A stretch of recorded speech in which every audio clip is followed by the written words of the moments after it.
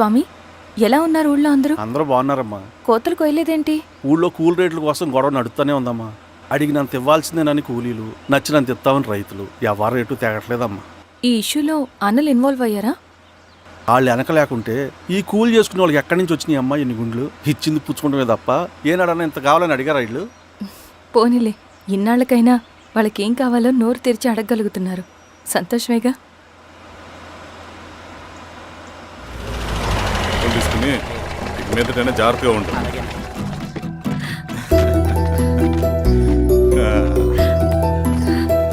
బాగున్నావమ్మా? బాగున్నానన్నయ్య, నువ్వెలా ఉన్నావు? బాగున్నాను. రా లోపలికి వెళ్దాం. రా కూర్చో. సో ప్రయాణం అంతా బాగానే జరిగింది కదా? నీ ఫేవరెట్ నెత్తిపూరి. రా వడ్డిస్తారా? ప్లేట్ తిప్పు. నాకొద్దన్నయ్య, నాకు మంచి కాఫీ తాగాలని ఉంది. అమ్మో, నీకు నచ్చినట్టు కాఫీ చేయాలంటే ఆ దేవుడి దిగి రావాలి తల్లి. ఏంటో అన్నయ్య, మంచి కాఫీ తాగకపోతే ఇక ఆ రోజంతా అదోలా ఉంటుంది నాకు. రేయ్ సామి, అయ్యా అర్థమైంది. శిరీష్ అమ్మకి మంచి కాఫీ కావాలి, అంతేగా నేను వెళ్ళి పట్టుకొచ్చేస్తా. ఎక్కడికి స్వామి? మన ఊళ్ళో మెగాస్టార్ హోటల్ ఉందమ్మా, అందులో కాఫీ చాలా బాగుంటుంది. నేను వెళ్ళి పట్టుకొచ్చేస్తా. స్వామి, అమ్మా కాఫీ అంటే అక్కడికి వెళ్ళి వేడివేడిగా తాగాలి. నేను వస్తాను పద. అవునమ్మా, అక్కడ నేను కూడా తాగాను, చాలా బాగుంటుంది. వెళ్ళు. థ్యాంక్ యూ అన్నయ్య. ఆడుతూ పాడుతూ పని చేస్తాం. కాఫీ బాగుంది. ఎవరు చేశారు? మా రవణ పెట్టాడమ్మా. రవి? ఎవరు రమ్మను? రవణ మేడం పిలుస్తున్నారు.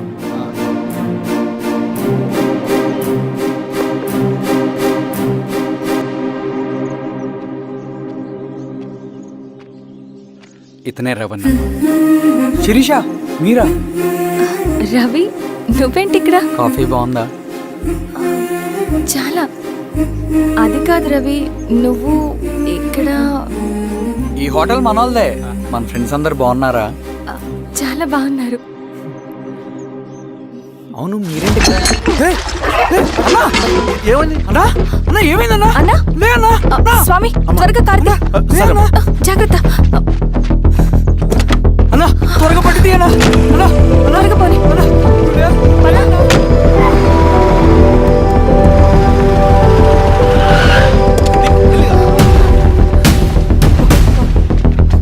డాక్టర్! Doctor doctor!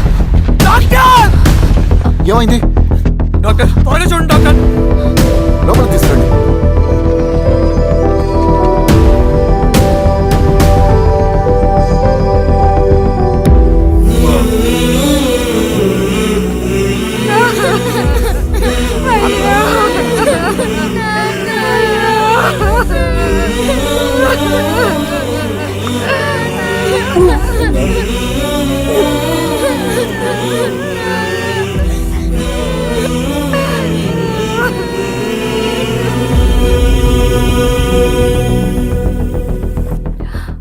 ఎలా ఉంది డాక్టర్?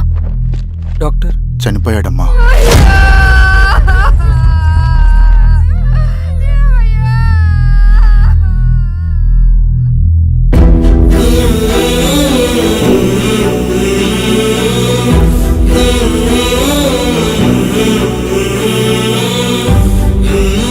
ఆ పేపర్స్ ఏంటి రవి? అతని భూమికి సంబంధించిన పేపర్స్. ఒక సంవత్సరం నుంచి ఈ పేపర్స్ పట్టుకుని ప్రతిరోజు ఎంఆర్ ఆఫీస్ చుట్టూ తిరిగేవాడు. భూమిని తాకట్టు పెట్టి అప్పు తీసుకున్న పాపానికి టైంకి వడ్డీ కట్టలేదని అప్పిచ్చిన ఆ దొర ఎంఆర్ఓ ఆఫీస్లో లంచం ఇచ్చి భూమిని తన పేరు మీద రాయించుకున్నాడు. ఈ ఎంఆర్ఓ ఆఫీస్లో ఎవరు నిజాయితీగా పనిచేయట్లేదండి. చెట్టు కట్టి నరకాలి ఒక్కొక్కడిని. నరికేయడమేంటి రవి? నువ్వు కాగితం మీద ఒక బొమ్మ గీస్తావు, ఒక చోట సరిగ్గా రాదు, ఏం చేస్తావు? ఎరేజర్తో సరిచేస్తావా, లేకుంటే ఆ పేపర్ని చింపేస్తావా? మరి మనుషుల విషయంలో ఎందుకు రాదు ఆ ఆలోచన? తప్పు చేసిన ప్రతి ఒక్కరిని నరుక్కుంటూ పోతే చివరికి మిగిలేది మనుషులు కాదు, శవాలు.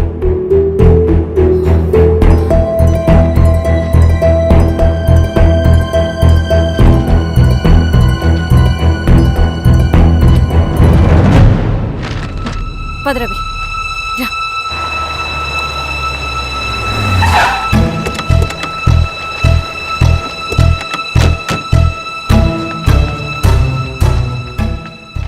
పానుకోటి నర్సయ్య ల్యాండ్ ఎవరు చూస్తున్నారు? మీరెవరు? ఇదిగోండి అప్లికేషన్. ఇది డిస్ప్యూట్ ల్యాండ్, ఎవడేం చేయలేడు. నీ నిర్లక్ష్యం, నీ లెక్కలేనితనం వల్ల ఒక నిండు ప్రాణం పోయింది. ఒక కుటుంబమే రోడ్డు మీద పడింది తెలుసా? ఏంటో మా గొడవ?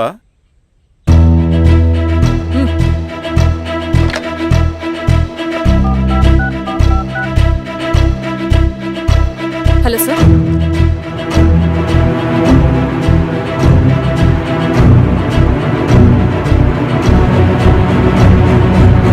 Okay sir. You are dismissed. Peon, నేను ఒక పేపర్ ఇస్తాను, అది కలెక్టర్ గారికి ఫ్యాక్స్ చేయి. అలాగే మేడం. ఎవరమ్మా మీరు? ఈ ఊరికి కొత్తగా వచ్చిన ఎంఆర్ఓ.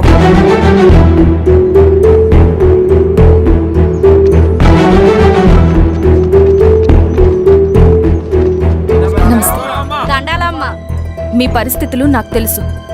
పని చేస్తేనే మీకు పూట గడుస్తుంది. పనులు మానుకుని మీరు ఈ ఆఫీస్ చుట్టూ తిరగాల్సిన అవసరం లేదు. మరి ఎట్టాగమ్మా?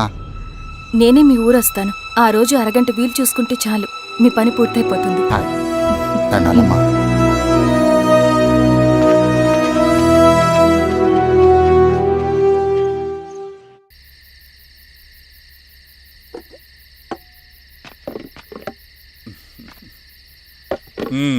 ఎంఆర్ఓ గారు, ఏంటి ఛార్జ్ తీసుకున్న మొదటి రోజే ఆఫీస్లో మీ పవర్ చూపించారట? అన్నయ్య, నువ్వు సస్పెండ్ చేసిన వ్యక్తి నా దగ్గరికి వచ్చాడమ్మా. పాపం కన్నీళ్లు పెట్టుకున్నాడు. అతడి వల్ల నష్టపోయిన ఒక వ్యక్తి నా కళ్ళ ముందు చనిపోయాడన్నయ్య. కన్నీళ్లు ఎన్నిసార్లు తుడుచుకున్నా పోతాయి, కానీ వీళ్ళ నిర్లక్ష్యంతో పేదవాళ్ల ప్రాణాలే పోతున్నాయి. అన్నయ్య, మా నూరి సమస్య పేదరికం కాదు, నక్సలిజం. నాలాంటి ప్రభుత్వ ఉద్యోగులు వాళ్ళ డ్యూటీలు సక్రమంగా చేయకపోవడం వల్ల విసిగిపోయిన జనం అడవిలో వాళ్ల హెల్ప్ తీసుకుంటున్నారు. ఒక వ్యవస్థ ఇక్కడ సరిగ్గా పనిచేయనందుకే మరో వ్యవస్థ అక్కడ పుట్టింది. అందుకే నా పన్నం చేయనివ్వండి. స్నానం చేసిరండి, భోజనం చేద్దాం.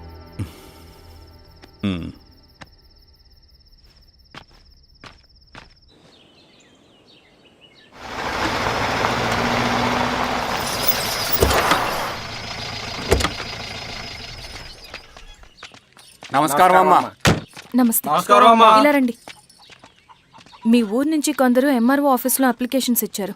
తను వాళ్ళ పేర్లు చెప్తారు, వాళ్ళని పిలవండి. అలాగే మేడం. వెళ్ళండి. Madam, coffee. నువ్వెప్పుడు వచ్చావు రవి? మీరు గంటకోసారి కాఫీ కావాలంటారు కదా, మాటి మాటికి వెళ్ళి రావడం ఎందుకని వచ్చేసా.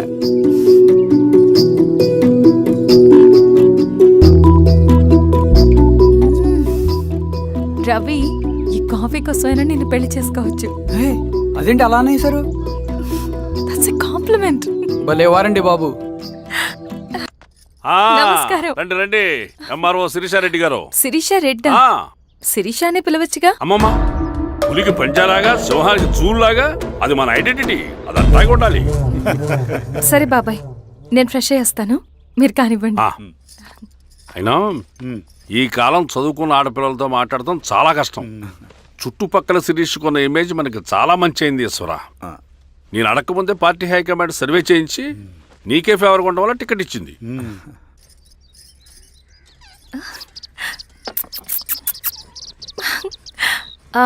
అనేవాళ్ళు ఎక్కడ? బయటికి వెళ్ళారమ్మా. ఓ, బయటికి వెళ్ళారా? రవిని పిలువు. అలాగే. మేడం. రవి రా రా, కూర్చో. పర్లేదు మేడం. మేడం ఏంటి, శిరీషానే పిలవచ్చుగా. అది కాదండి, ఎవరైనా చూస్తే. కూర్చోవయ్యా. ఇది ఆఫీస్ కాదు రవి, మా ఇల్లు. పట్టించు. సరే అమ్మా. రవి, అడవిలో నక్సల్స్ ఎక్కడుంటారో తెలుసా నీకు? ఏంటి శిరీష? అడవిలో నక్సల్స్ ఎక్కడుంటారో తెలుసా నీకు? ఎందుకు శిరీష గారు? తెలుసా తెలీదా? నాకెలా తెలుస్తుందండి? చూచాయిగా ఆయన తెలీదా? సరే, ఎక్కడుంటారో నాకు ఐడియా ఉంది. సాయంత్రం ఇద్దరం కలిసి వెళ్దాం. అది కాదండి. నువ్వు వస్తున్నావు అంతే. తిను. ఇది ఎక్కడ గొడవరా బాబు? సడన్గా నక్సల్స్ అంటుంది, అడువంటుంది. కొంప తీసి నా మీద ఏమైనా అనుమానం వచ్చిందా ఏంటి? రవి, ఇక్కడే ఆపొకసారి. ఎందుకు ఇప్పుడు ఈ టైంలో అడ్వెంచర్లు? ఇప్పుడు జరగరాంది ఏమైనా జరిగితే రేపు మీ అన్నయ్యకి తెలిస్తే బాగోదు. రవి, చుట్టూ చూడు. పైన వెన్నెల, పక్కనే అడవి. అబ్బో, ఎంత బ్యూటిఫుల్ గా ఉందో. అవునా? అవునా ఏంటి? అసలు ఎప్పుడు చూసినా ఎందుకలా డల్ గా ఉంటున్నావు? కాలేజీలో ఇలా ఉండేవాడివి కాదు కదా, ఏమైంది? అది ఒక్క నిమిషం. హలో మేడం, పేషెంట్కి అర్జెంటుగా ఏ పాజిటివ్ బ్లడ్ కావాలి మేడం. రవి, ఆ? అర్జెంటుగా హాస్పిటల్కి పోని. ఏమైంది? పోనీ. రండి మేడం, ప్లీజ్ రండి.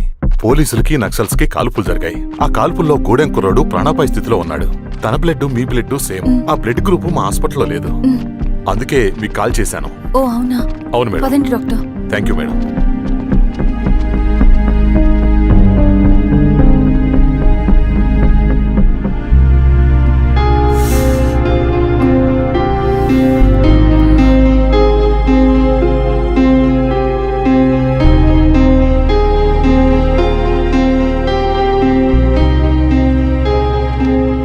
Thank you madam. పర్లేదు డాక్టర్. ఇప్పుడు అతనికి ఎలా ఉంది? తను స్పృహలో లేడు మేడం. రవి, నీ దగ్గర మనీ ఉందా? ఉన్నాయి. ఇవ్వు. ఇది అతనికి అందించండి. ఓకే. జాగ్రత్తగా చూసుకోండి. అలాగే మేడం. అమ్మా, భోజనం తీసుకురమ్మంటారా? నాకేమొద్దు.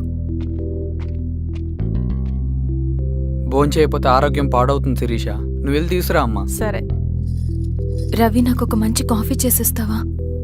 తలనొప్పిగా ఉంది. చేసిస్తా కానీ తర్వాత నువ్వు భోంచేయాలి.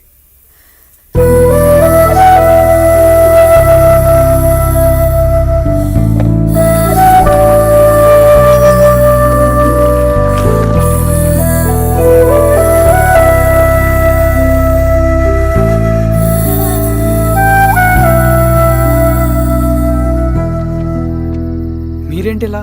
మంచినీళ్ళ కోసం వస్తున్నాను. ఓ, లోపల ఉన్నాయి, పదండి.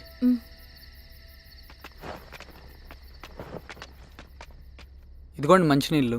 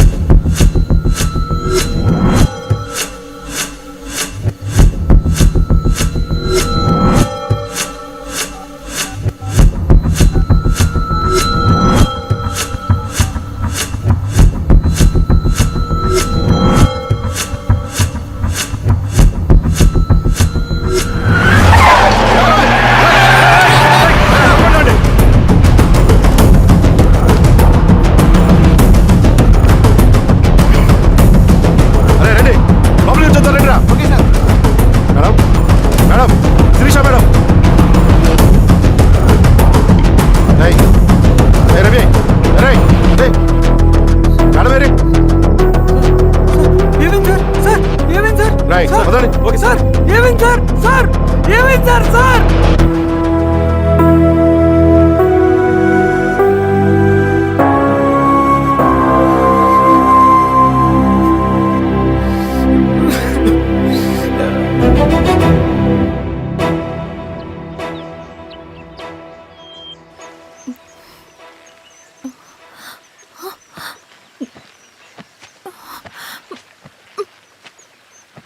నమస్తే ఎంఆర్ఓ గారు. మా అడవిలో మర్యాదలు ఇలాగే ఉంటాయి. షాక్ అవ్వాల్సిన అవసరం లేదు. జెడ్పీటీసీ ఎలక్షన్ జరగటం మాకు ఇష్టం లేదు. అవి ఆగాలంటే 2 దారులున్నాయి. ఒకటి మీరు విత్డ్రా చేసుకోవాలి, లేదా మీరు చనిపోవాలి.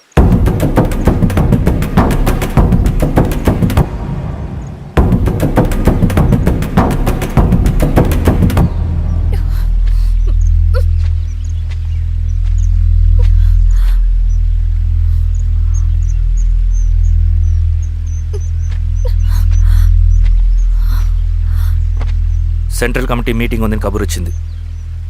మేము వచ్చేలోపు ఎలక్షన్స్ ఆగిపోయే న్యూస్ రావాలి.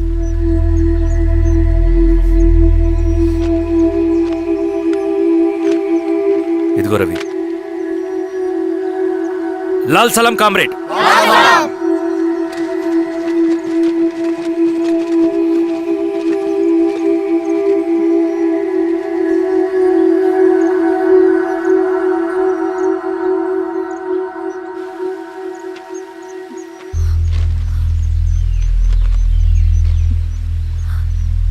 ప్రపంచంలో గొప్ప వాళ్ళ చావులన్నీ నమ్మక ద్రోహంతోనే జరుగుతాయని నిరూపించావు రవి. అన్నయ్యని కూడా అచ్చం ఇలాగే చేస్తావు కదా? ఎందుకు రవి? ఏం జరిగింది? అన్నీ బాగుంటే దేశం తరపున బ్యాడ్మింటన్ ఆడేవాడిని.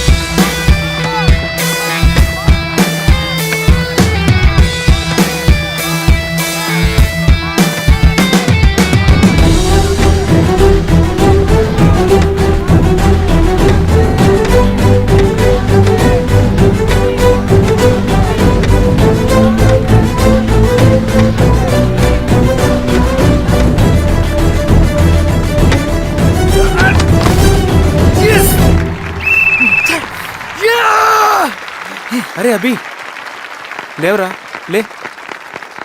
Congratulations. Thank you sir. Ravi, congratulations.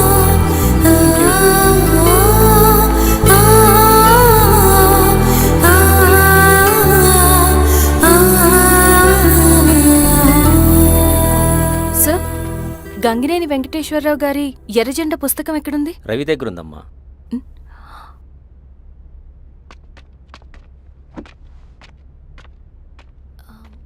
Ravi, మీకు ఈ బుక్స్ అంటే ఇష్టమా? అవును, నీకు కూడానా? నేను ఇప్పుడిప్పుడే చదువుతున్నా. సైలెన్స్. క్యాంటీన్కి వెళ్ళి మాట్లాడుకుందామా? ఓకే. అక్క కాఫీ. థ్యాంక్ యూ రచన. పర్లేదక్క. అయ్యో, కాఫీ అస్సలు బాగాలేదు. 1 minute ఇప్పుడే వస్తా. ఎక్కడికి? ఇక్కడికే వచ్చేస్తా. 1 minute అండి.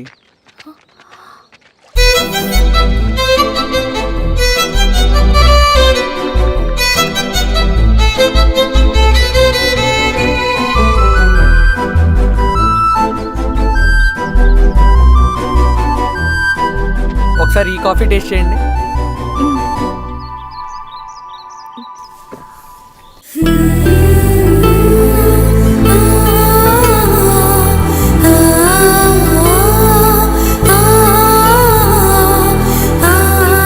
చాలా బాగుంది. థ్యాంక్ యూ అండి.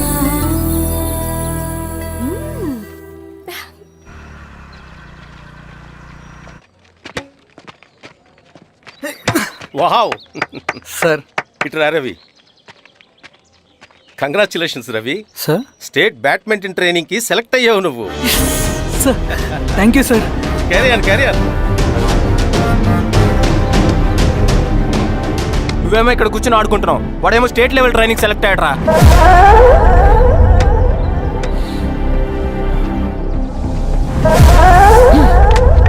అరే మొత్తానికి నువ్వు అనుకున్నది సాధించావురా.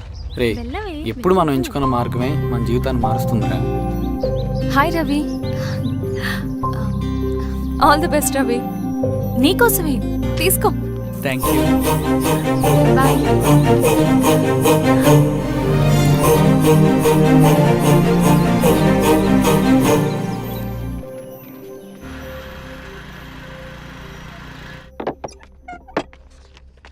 సార్ రమ్మన్నారంట.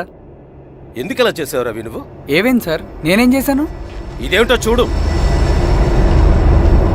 Question paper sir. అవును, రేపు జరగబోయే టర్మ్ ఎగ్జామ్ పేపర్ నువ్వు లీక్ చేసిన పేపర్. సార్ అసలు నువ్వు ఇలా చేస్తావనుకోలేదు. సార్ నేను క్వశ్చన్ పేపర్ లీక్ చేయట్లేండి సార్. నేను అంతా చదువుకుంటూ రూమ్ లోనే ఉన్నాను సార్. నన్ను నమ్మండి సార్. ఈ జెర్సీ నీదే కదా? సార్ అది నాదే, కానీ దీనికి నాకేం సంబంధం లేదు సార్. నన్ను నమ్మండి సార్. మల్లయ్య, సార్ నిన్న రాత్రి ఏం జరిగింది?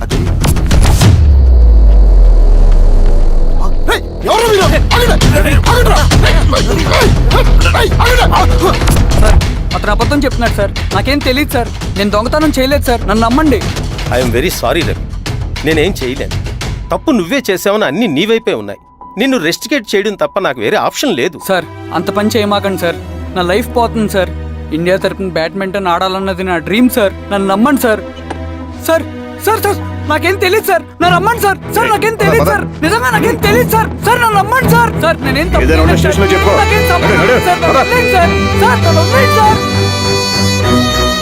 కాలేజ్ తరఫున స్టేట్కి వెళ్ళి ఆడదాం అనుకున్నాను. నా కొడుకు తాళం అక్కడే ఉంది కదా.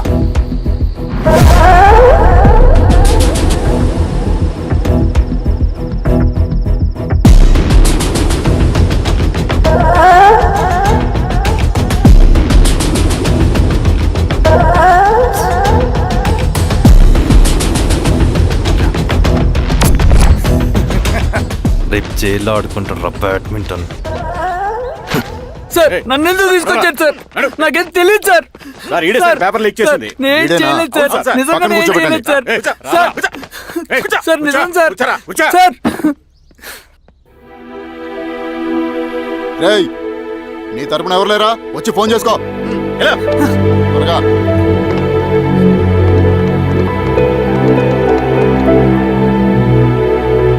సార్ నేను రవీన్ సార్.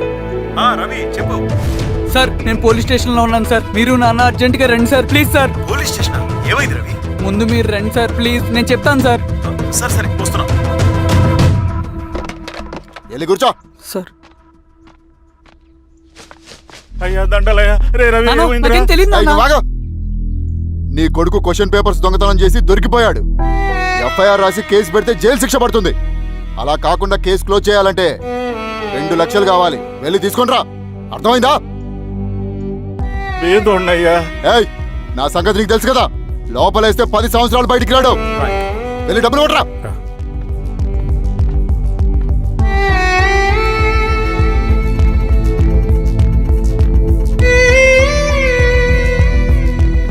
దండలయ్యా. ఇదిగోనయ్యా 2 లక్షలు.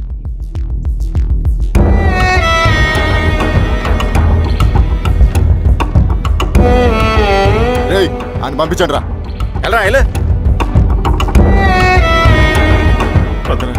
నిజంగా దీనికి నాకేం సంబంధం లేదు నాన్న. త్వరగా దున్నండి రా. బంగారం లాంటి భూమిది. అరే ఏంకన్నా పటేల్ మీ పొలం దున్నేస్తున్నాడు. పటేల్ మా పొలం దూరం ఏంట్రా? పదయ్యా. రవి పద.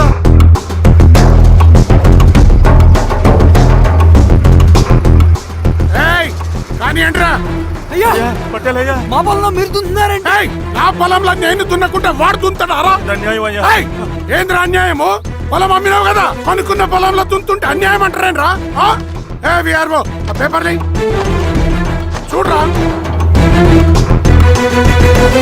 మంచిగా చూసుకుంటారా. పొలం అమ్మేవా నాన్న? అమ్మలేదురా, తాకట్టు పెట్టా.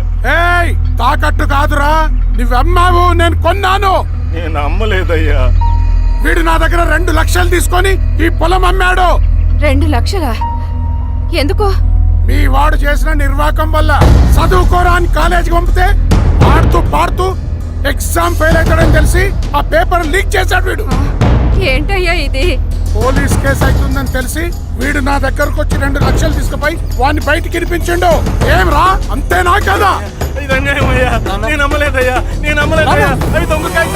ఏం తమాషా చూస్తుండ్రా? పని చేసుకోకండి. ఏయ్, దొంగ పేపర్ చాలా కొడతా. రండ్రా.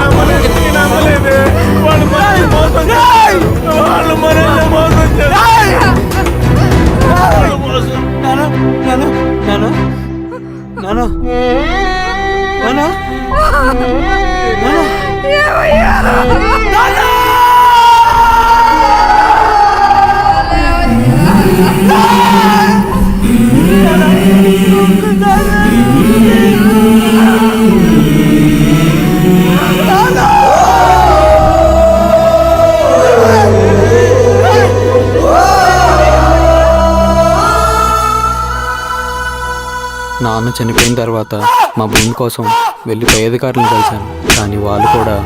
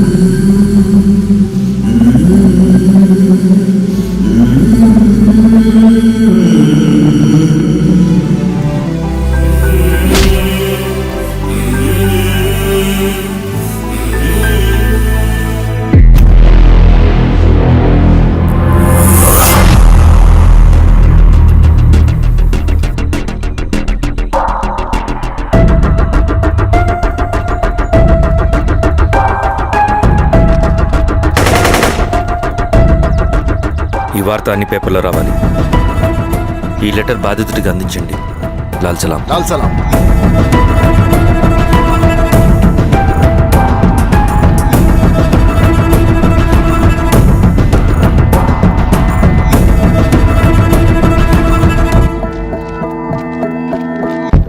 ఈ పీడిత భూస్వాముల నుండి విముక్తి కోసం విప్లవ పోరాటం చేయాలి. పేద ప్రజలను సమసమాజం వైపు నడిపించాలి.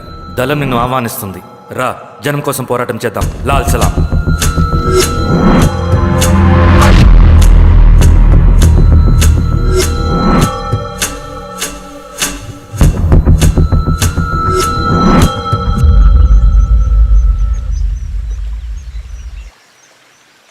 నాకు పట్టిన గతి ఇంకెవ్వరికీ పట్టకూడదని ఉద్యమంలోకి వచ్చాను. ఇన్ఫార్మర్గా చేరాను. దానికోసం ఎంతమందినైనా చంపుతాం, చేస్తాం. కానీ మేము అనుకున్న సమాజం తీసుకొస్తాం. కమ్యూనిస్ట్ రాజ్యాన్ని స్థాపిస్తాం. సమాజమా అంటే? రష్యాలో, చైనాలో, వియత్నంలో మా కమ్యూనిస్టులు విప్లవం ద్వారా సాధించిన ఆదర్శ సమాజం. Lenin, Stalin, Mao, Che Guevara, Fidel కాస్ట్రోల్ సృష్టించిన కులాలు, మతాలు, వర్గాలు, వర్ణాలు లేని ఒక సామ్యవాద స్వర్గం. అదే మేము కలలుగనేది. దానికోసమే మేము పోరాడేది.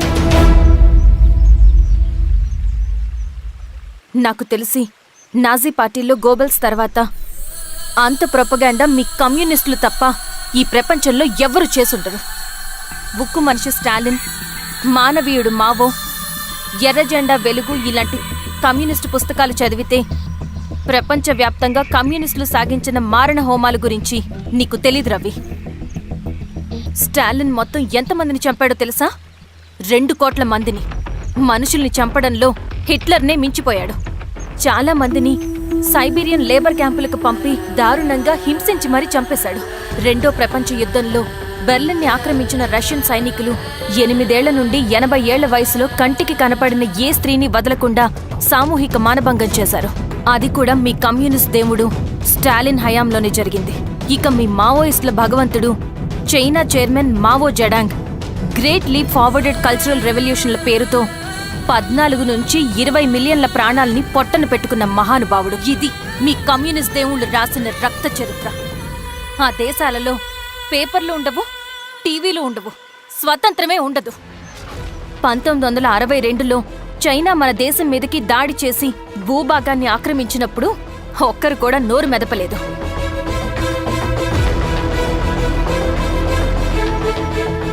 కమ్యూనిస్టుల మానసపుత్రులైన మీ నక్సలైట్లు ఏమైనా తక్కువ తిన్నారా? పశ్చిమ బెంగాల్లోని నక్సల్ బరి అనే గ్రామంలో 1965లో జోతేదార్ల దౌర్జన్యానికి వ్యతిరేకంగా పుట్టిందే మీ ఉద్యమం. A for arms, B for Bengal, C for Charu Majumdar. చారు మజుందార్ చెప్పిన స్టేట్మెంట్ గుర్తుందా?